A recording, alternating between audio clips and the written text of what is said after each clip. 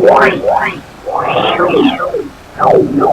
everyone, my name is Sarah and welcome to my haunted library. Ooh.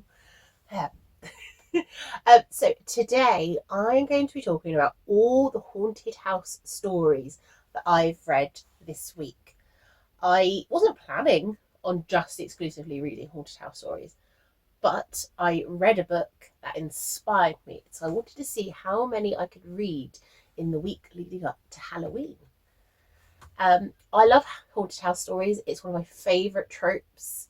There is something about being in a safe place, usually your house, and reading something about someone else's home not behaving in the way it should.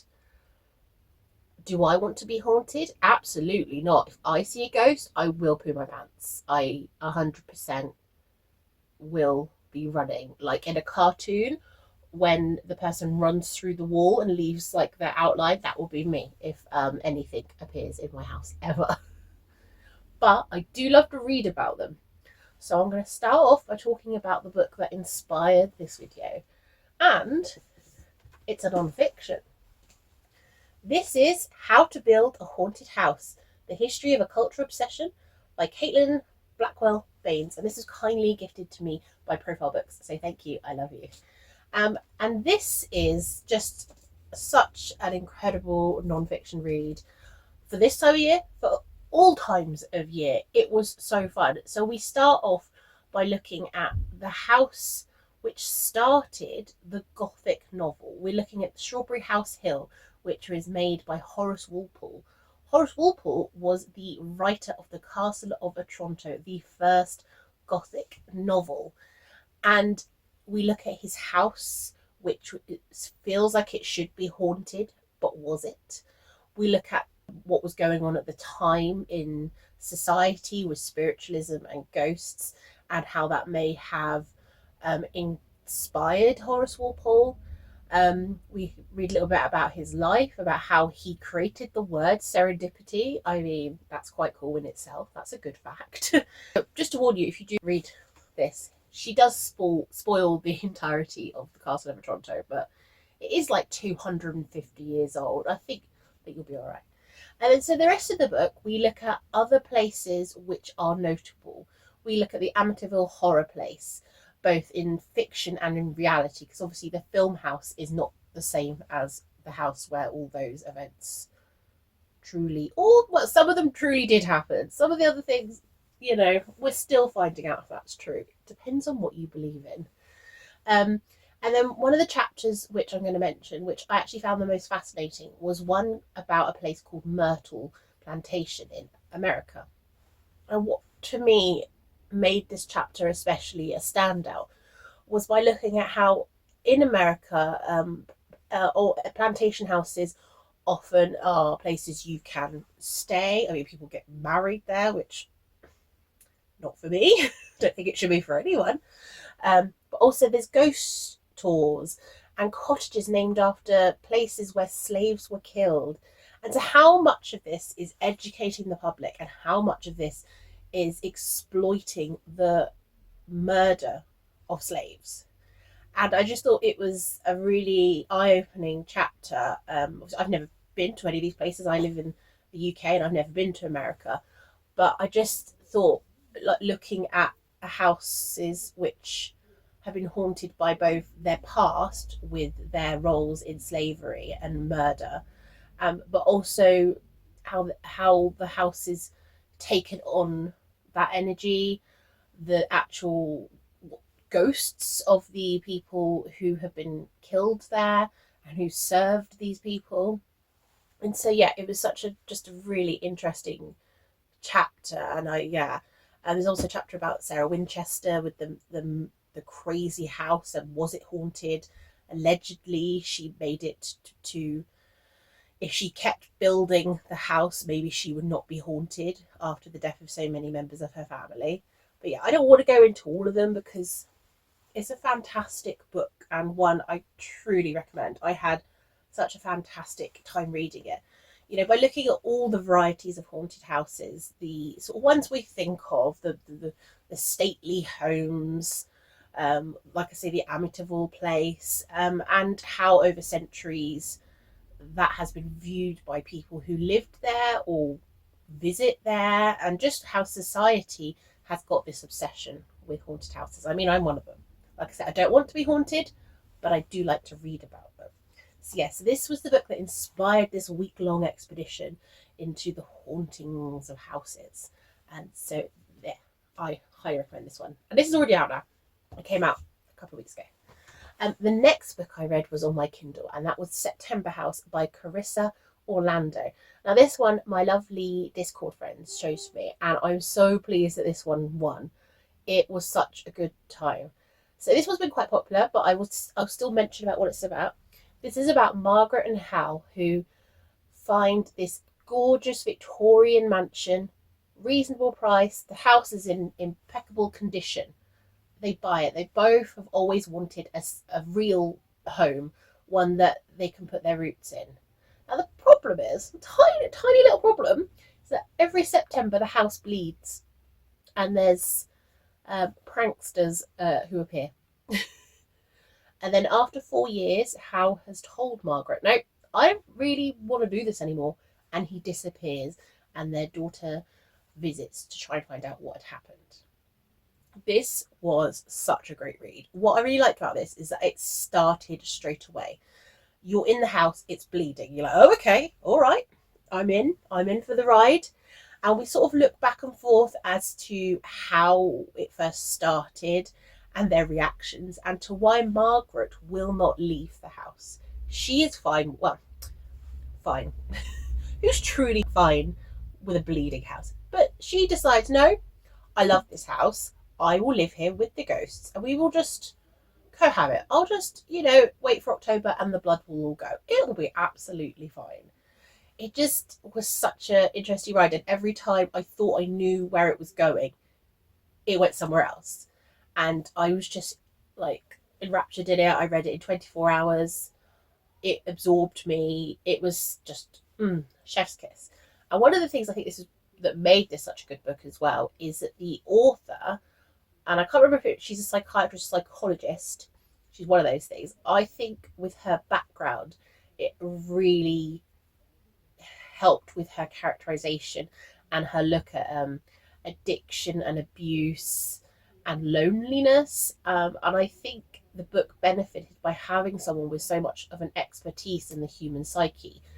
It just made it for a richer experience, and I had just a fantastic time with it, and I really look forward to see what else she comes out with. So yeah, that was my first full haunted house novel of the week. Next up, I had a little break by going with 2 short stories instead, and more traditional style haunted houses really. So the first one I read was The Empty House by Algernon Blackwood. Now he's quite a big name in the sort of spooky, gothic, weird stories from the beginning of the 20th century. I've not read anything by him before, so this is a good way to dip my toes in.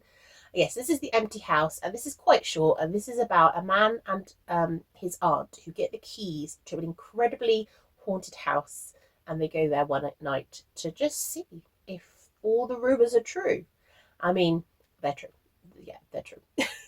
I'm not really going to tell you much more than that because it is really short, and it was fun. Yeah, I really look forward to reading more by him.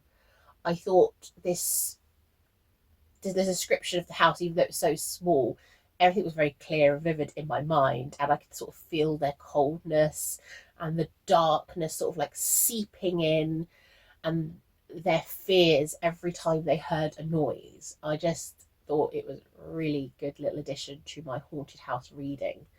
And I followed that up by a slightly different take, and I read The Haunted Doll's House. It's Still a House by M.R. James. M.R. James, master of the gothic ghost story, just a fantastic writer. If you haven't read any of M.R. James' ghost stories, please do. They are so great. And this one is about I think he's a collector or a seller, I can't quite remember, who purchases this beautiful doll's house. It's in exquisite condition. All the pieces are there. It's beautiful, and he knows it's worth a lot more money than what he's paying. And when he takes it back to his house, so it's in a house, so it's still a haunted house. It's a double haunted house. It's a doll's house and a house. He decides for some weird reason that he wants to sleep in the same room with it, as apparently he likes to sleep in the same room with all his new acquisitions. And as he lays down to go to sleep next to his lovely new find, at 1 o'clock a bell rings. And there seems to be lights coming out of the doll's house. And his night is a lot less peaceful after that. Yeah, it was a fun time. I enjoyed it. I think M.R. James has just such a master at the short story. He knows exactly what to give you and knows how much you need to make the most of the small amount of pages there is. I was left feeling very satisfied. But again, I would, like a lot of short stories in like Gothic and haunted house ones, I would love them to be longer. Like all of these things would have been a great full-length novel, but yet they still succeeded at the length they were. And I just think that's such a skill to have, to be able to create a whole completed thing in so short words without feeling like you're missing out on anything. Because I felt that atmosphere. I could see the little figures, the old man in his bed, the wallpaper, the blankets. It was just so clear in my mind as to what they were seeing. And yeah, I really enjoyed having those two little short stories to like break up the longer books. But yes, so the next one I read was a slightly different take on a haunted house, but it's still haunted house, and that's Slade House by David Mitchell. A few years ago I read Utopia Avenue by David Mitchell, and that was my favourite novel of the year. Now this didn't quite live up to that, because that one was, it was just everything I wanted in a book. It was about music and the 60s, whatever. This is not a video about that. But so I finally got round to reading another David Mitchell, and I did really enjoy it. This one is about Slade House, which seems to only really be noticeable once every 9 years. And once every 9 years, someone finds it, but then people can't find them afterwards. This was so interesting. So this is split up into different chapters, obviously different chapters, but so we start, I think, in is it the 70s? I will just double check. 1979, yes. And then we read about the first person who we meet that disappears from the house, and then it's every 9 years after that.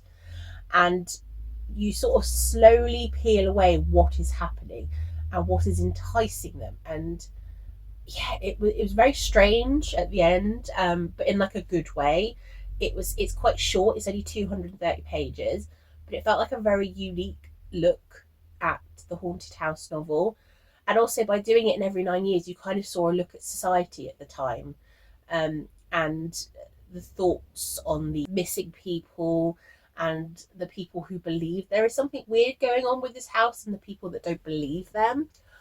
Yeah, I think David Mitchell's just got such an unusual mind, and this, yeah, I was really sort of engrossed in it by the end, where we're sort of revealing all this stuff which never in my wildest dreams I would have been able to have imagined. Also, what I liked about this is that this is set at the end of October, and as I film this is the 29th of October. And so yesterday when it said it was the 28th, I was like, hey, that's today. I'm glad I don't live near Slade House. And so if you ever see a street called Slade Alley, if you see an iron gate, maybe don't go in there, because there might be two twins who are going to try and get you. Ooh. And then finally, I finished up by reading This Cursed House. Yeah, I finished this about an hour ago, and I'm so glad that I've had time to include it. So this is a book set in the 1960s in New Orleans, and we meet Gemma, who has, for various reasons, a need to leave Chicago. And she ends up getting this letter offering her a job for $300 a week if she comes down to the Duchon house in New Orleans. But the problem is, when she gets there, the job isn't exactly what she thought. She's a teacher. She thought she was there to tutor, but there's no children there. And then as we find out, she is there because they believe she can break a curse on them. Now this is a really interesting one. So obviously we're in New Orleans. The house is a ex-plantation, and the members of the family aren't exactly welcoming to Gemma as a person of color, and they need her, but yet they hate her because of it. And every time she talks to people about the house, they go, "Why would you go there? You need to leave." And so she's peeling away all this information to find out what it is about this house. Why can't they leave? Or why do they think that she can help them? She's never met these people before. How did they find her? And yet she decides to help them for various reasons that you'll find out. And now this is the author's debut novel, and I think you can kind of feel that sometimes. Sometimes the dialogue was a little bit stilted, or the characterization was perhaps a little bit off. But overall, I thought this was a really good book. I thought it had great atmosphere. I think looking at colorism in it, you know, the differences between her colour and other people around her, and how she's treated differently because she's darker than the other people. A real interesting look at inheriting family trauma, family secrets, and the past with slavery. And yeah, I was really glad to be able to read one which focused on a topic that was brought up in How to Build a Haunted House, because it's important to read, obviously, stories from everyone, but I really wanted to include a haunted house story that looked at the ghosts of things like that, you know, the ghost of slavery, which is still there. And yeah, because this is 1963, this book is set, you know, Martin Luther King is there, and whilst some places have treated Gemma better than others, New Orleans is definitely not quite there. Like, she has to go in a side bit in the bank with permission, you know. She she can't find places to help her find the stuff she needs to look after her hair. I just thought it was a really well done book. I think it's full of atmosphere, and it's not one I'd heard about until literally yesterday. My friend said, "Oh, look, there's this book that sounds like you would like it." I saw that it was on offer, I bought it, and I immediately read it. Can you imagine doing that? Actually reading the books you buy? No. Well, I can imagine that because I did it. But yeah, it was a really, really good book, and I again look forward to seeing what else she wrote. Because it wasn't perfect. I think it sometimes lagged a bit, and sometimes I didn't fully understand her motivations or believe that she would have done certain things. But who am I to say? I'm not being haunted, and I've certainly not been tricked to go somewhere to break a curse. So yeah, these are all the haunted stories that I've managed to read this week, and I've had a great time. And it's still only the 29th, so I'm gonna probably not read any more haunted house stories, probably read something else, but I'm gonna make sure that I enjoy the rest of the spooky period as we're so close to Halloween. So yeah, I hope there's been something here. I hope that if you have any haunted house recommendations, you'll let me know, because I love them, and I'll love you forever if you tell me about them. And I hope that you have a fantastic Halloween and that you don't get too haunted. Well, we'll see. Anyway, happy Halloween. Goodbye.